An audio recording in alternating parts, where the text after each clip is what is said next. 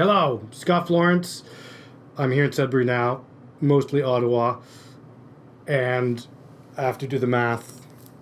2017, 1986, 131 years. Improv for me is just a way of approaching the world where you're just willing to say, whatever happens, I'm going to make the best of it. So everybody wants to talk about out-of-the-box thinking, and nobody actually wants out-of-the-box thinking because it's out of the box!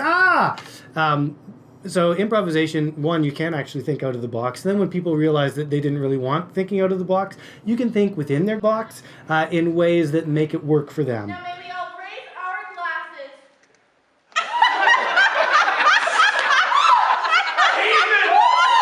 The thing that really surprises me is how scared people are of improvisation because they have these really big ideas that if you want to be an improviser, you have to be funny.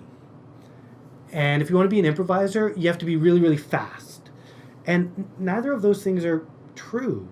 You know, like, yes, some improvisation is funny, and mostly when we think about improvisation, we think about comedy-oriented improvisation, but it doesn't have to be, and it's not this. One of the things that I'm really proud about the Canadian Improv Games is that we resisted all the early efforts to turn us into a comedy machine and to turn us into just, hey, be as funny as possible as often as possible, that we created events that are all about teaching the core skills of theatrical improvisation, right? Like, hey, the character event, you have to be somebody other than yourself. What does that mean? There's lots of different ways you can improvise. It's open, like you can explore that in any way, you know, like character, story.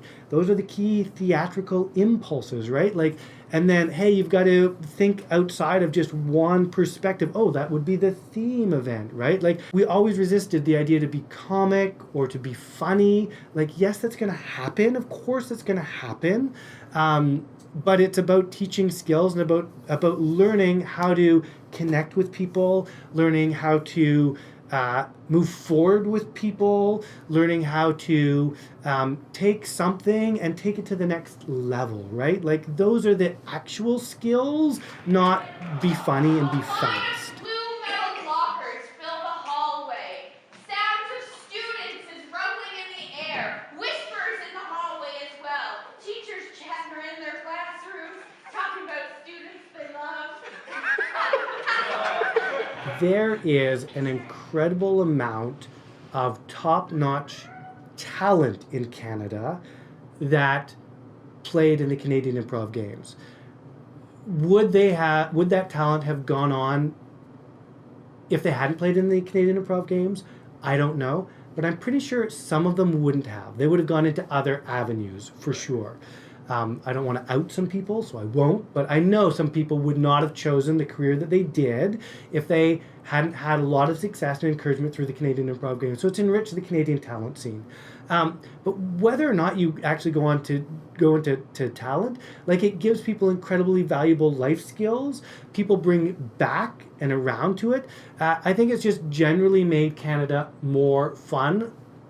I think it's helped a lot of students along the way. There's a lot of success stories. The reason I stayed with the Canadian Improv Games was not because of students who were awesome, came from awesome families and did really awesome and then went away and went off to be awesome. It was for all of the students who struggled and then found a home and then, you know, found a place to go afterwards, became part of a family, or just were like, hey, thanks for that. I found a different family, but thanks to the skills I learned from you, right? Like, for me, those are the great success stories, and I think we've helped a lot of people through the years.